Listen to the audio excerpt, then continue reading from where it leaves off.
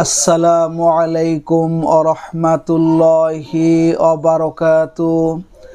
আপনারা দেখছেন মফিদি মিডিয়া, সাথে আছি আমি মনসুরুল হক মফিদি।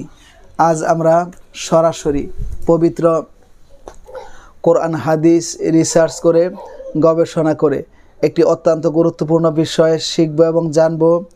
সেটি হচ্ছে এই দোয়াটা পরে এক গ্লাস শরবতের মধ্যে ফু দিয়ে পান কোনো রোগীকে করালে অথবা নিজেও পান করলে ইনশাআল্লাহ কঠিন রোগ থেকে আল্লাহ তাআলা তাকে সুস্থতা দান করে এবং কঠিন রোগ থেকে আল্লাহ তাআলা তাকে শিফা দান করে। ঠিক আছে, তার কঠিন রোগ ভালো হয়ে যায়।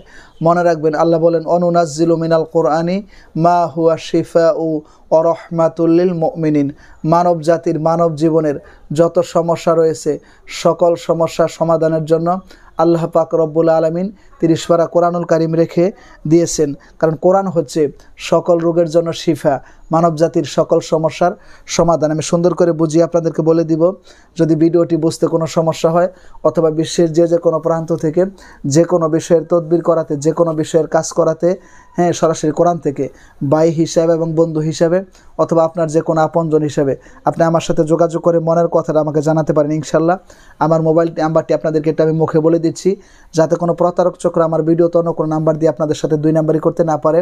নাম্বারটি হচ্ছে 01725357513 মফিদি মিডিয়ার প্রত্যেকটা ভিডিওতে সরাসরি আমার এই মোবাইল নাম্বার দেওয়া আছে ইনশাআল্লাহ। ঠিক আছে, তো আসুন। অনেকেই কঠিন রোগে আক্রান্ত, দেখা যায় যে বারবার চিকিৎসা হচ্ছেন, ডাক্তারের কাছ থেকে পরামর্শ নিচ্ছেন, সুস্থ হচ্ছেন না। কিন্তু মনে রাখবেন, ওষুধের কোনো ক্ষমতা নেই। সব কিছু করার মালিক হচ্ছে আল্লাহ। সুস্থতা দান করার মালিক হচ্ছে আল্লাহ, শিফা দান করার মালিক হচ্ছে আল্লাহ, অসুস্থতা দেওয়ার মালিক হচ্ছে আল্লাহ। সুতরাং আপনি যদি কোরআনের ওসিলা করে আপনি যদি আমল করে আল্লাহ তাআলার কাছে চান, আল্লাহ তাআলা অবশ্যই আপনাকে সুস্থতা দান করবে। ঠিক আছে, তো ইনশাল্লাহ যেহেতু সুস্থতা দান করার মালিক হচ্ছে একমাত্র আল্লাহ পাক রব্বুল আলামিন। ঠিক আছে, তো এই দোয়াটি কীভাবে তৈরি করবেন? আপনি প্রথমে সুন্দর করে অজু করবেন। অজু করে এক গ্লাস শরবত বা পানি, যেটাই হোক, শরবত হলে ভালো হয়।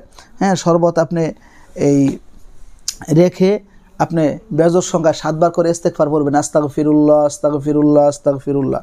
নিজের গুনাহের জন্য ক্ষমা চাবেন এবং 7 বার করে যে কোনো দরুদ শরীফ পাঠ করবেন। ঠিক আছে, পাঠ করার পর এই দোয়াটি আল্লাহ পাক রব্বুল আলামিনের রহমতে আপনারা এই 10 বার করে করবেন, পাঠ করবেন। ঠিক আছে, দোয়াটি হচ্ছে ইয়া মাজিদু ইয়া মাজিদু ইয়া মাজিদু।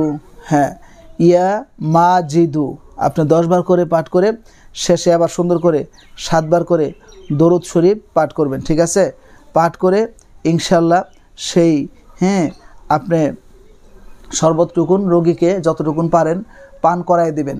ইনশাল্লাহ আল্লাহ পাক রব্বুল আলামিনের রহমতে এই রোগীর শরীরে যত কঠিন রোগ থাক, যত কঠিন বিমারি থাক, ইনশাল্লাহ আল্লাহ পাক রব্বুল আলামিন তার এই পবিত্র কোরআনুল কারীমের ওসিলা করে আল্লাহ তাআলা তাকে সুস্থতা দান করে দিবে, শিফা দান করে দিবে আল্লাহর রহমতে ইনশাআল্লাহ। ঠিক আছে, তো যদি ভিডিওটি আপনাদের কাছে সামান্য একটু ভালো লেগে থাকে তাহলে ভিডিওটিতে একটি লাইক দিয়ে দিবেন, পারলে অন্যান্য সোশ্যাল মিডিয়াতে শেয়ার করে দিবেন এবং অবশ্যই সাবস্ক্রাইব করে এই মফিদি পরিবারের সদস্য হয়ে আপনাদেরকে থেকে যাওয়ার জন্য বিনীতভাবে অনুরোধ করছি। এবং যে কোনো ভালো কিছু শিখতে, জানতে, বুঝতে মফিদি মিডিয়ার সাথেই থাকুন সেই প্রত্যাশায়। আসসালামু আলাইকুম ওয়া রাহমাতুল্লাহি ওয়া বারাকাতুহু।